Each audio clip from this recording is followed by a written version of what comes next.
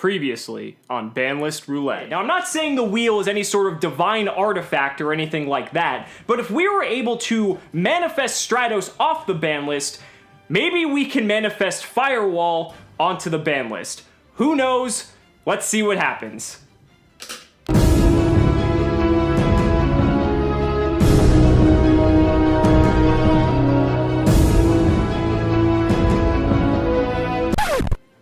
And you guys thought one Firewall Dragon was bad.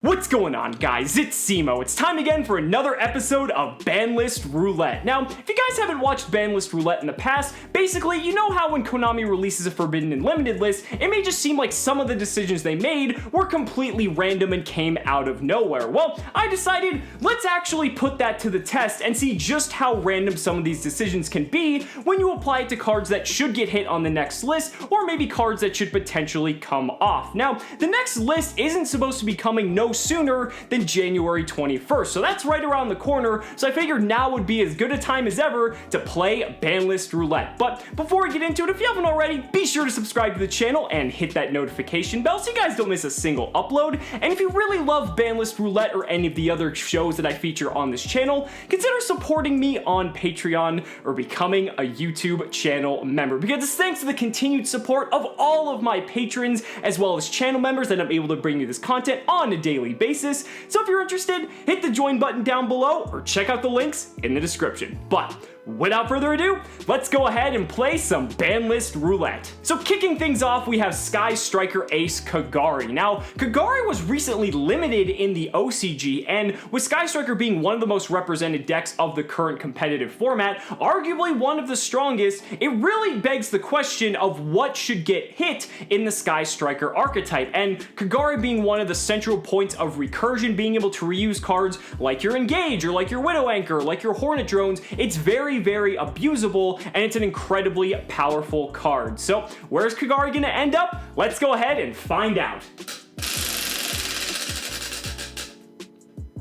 And looks like Kagari is going to go to 2. Would that do anything? Probably not. Striker would probably still be in as good a shape as ever. But speaking of Striker though, I also want to talk about Engage, because Engage is one of the strongest pieces of search power we've probably ever had in this game's history. I mean, essentially this card is Pot of Greed, arguably better in some instances because you get to search for the first card that you want in a toolbox that can basically do anything, and then you get to draw a card in addition to that, just for having a mere 3 spell cards in graveyard at a minimum. This card is absolutely ridiculous. It spawns so many other strategies, and basically because it's able to be splashed in so many different decks for being semi-generic, that's what makes the card so powerful. It's been hit in Japan as well, so let's see what its fate is for the TCG.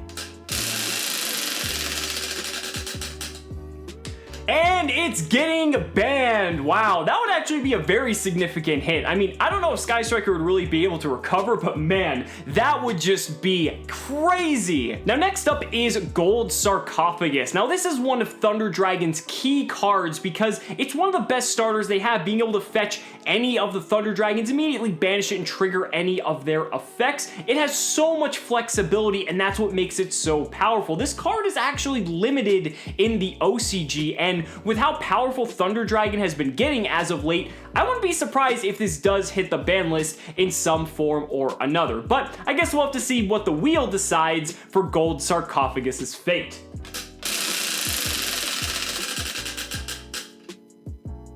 Gold Sarcophagus going to 2 would probably do absolutely nothing. Now, limiting it like in the OCG is probably enough, but honestly, yeah, semi-limited's not going to be enough. Now, another card that has a lot of controversy surrounding it is Summon Sorceress. Summon Sorceress is kind of the central focal point of so many different degenerate strategies. I mean, we've seen it used in FTKs, we've seen it used in just generic warrior shenanigans. It's able to turbo out like Gumblar or even Rhongomyniad. Like, there's just so many ways that Summon Sorceress can be abused, and the fact that it's so easily generic, I told you guys in the past, any card that says Special Summon from deck is something to be feared, but also the fact that it's a generic Link 3 that pretty much any deck can play. A lot of people are begging for this card to go, so let's see what the wheel has in store. Well, Summon Sorceress is staying at 3. It's been a good game, guys. And speaking of degenerate warrior shenanigans, number 86 Rhongomyniad is another card that a lot of people are very fed up with. Well, this isn't the most degenerate card we've ever played against. I mean, at least it still allows you to do some things. It definitely doesn't really instill interactivity and fun gameplay in Yu-Gi-Oh! The fact that it doesn't even allow you to normal or special summon if you're facing it really just kind of takes all the fun out of the game. And again, it's not the worst thing that we've seen, but honestly, it's probably a card that should go, so let's see if it will. And Rhongomyniad is getting banned. Wow, I think a lot of people would honestly be pretty okay with that hit. Now, another card in Degenerate Warrior Strategies is Topologic Gumblar Dragon. I personally think this card should be banned because the fact that you're gonna start a game with no cards in hand, while it isn't an FTK, it might as well be because there's only very few strategies that are gonna be able to actually come back from that, and starting a game with no cards in hand isn't exactly fun or interactive. Now, there are ways to counter it, but the ways are so few and far between, and with the ease of which you are able to summon this and hand loop your opponent for 6, I definitely think it's time for Gumblar to go. A lot of people agree with me, but let's see if the wheel agrees with us as well. Well, Gumblar is not going anywhere. Hope you guys enjoy getting hand loop for the next 3 months. Another degenerate card that's kind of bound by the warrior archetype is Divine Sword Phoenix Blade. Now, this doesn't really solve a lot of the issues with the Dark Warrior deck because they can still perform all of the same combos they've been able to do, but they don't essentially get to do it for free by having Phoenix Blade essentially replace itself for any of the discard costs, like for your Nightmares, for Gumblar, or anything like that. This card actually is banned in the OCG now, and so honestly, there's a good argument to be made, even though it doesn't necessarily hit the problem. Let's go ahead and see what the wheel has in fate for Divine Sword Phoenix Blade.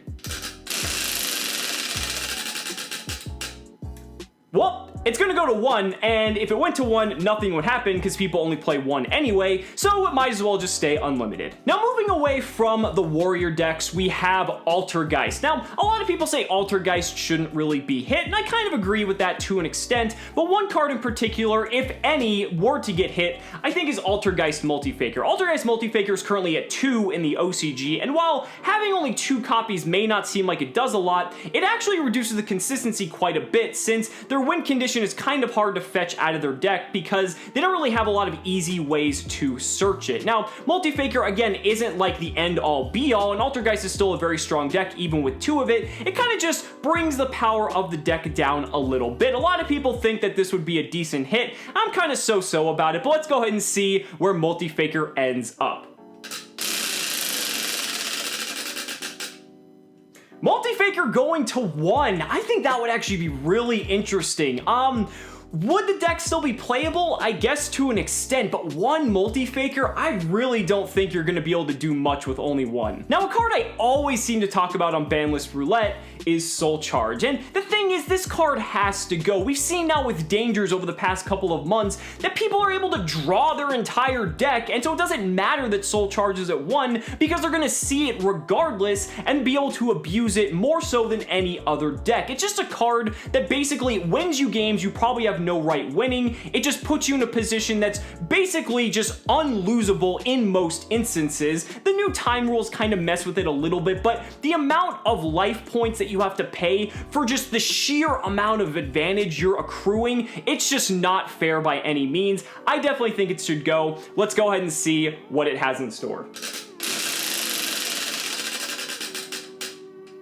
Oh, great, it's going to 2, even better. Now, one card that I really don't want to see come off the ban list, but a lot of you guys wanted me to include this one from Twitter, is Masterpiece. This card is just the epitome of degenerate, but you know what? I thought it'd be fun to throw it in, so let's just see what happens.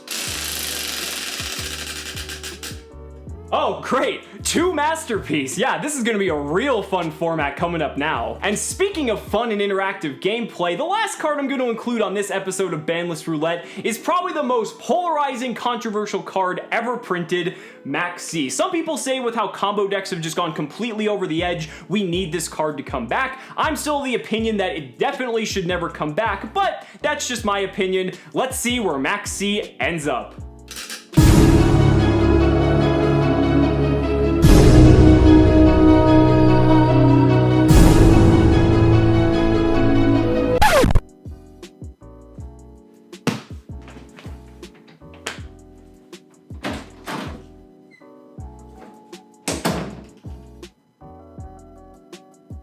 So guys, that's gonna do it for this episode of Banlist Roulette. I really hope you guys enjoyed. I have a ton of fun making these. Let me know down in the comments what you guys think of what other cards might get hit on this upcoming January ban list. I'd really love to hear your thoughts. Guys, thank you so much for watching the video. Be sure to like the video as always. Subscribe to the channel for more amazing Yu-Gi-Oh content. And if you really found this video entertaining, consider supporting me on Patreon or becoming a YouTube channel member. Because just by showing your support in any way that you can, you're investing in my ability to continue bringing you amazing Yu-Gi-Oh content. So thanks so much again, and we'll see you next time.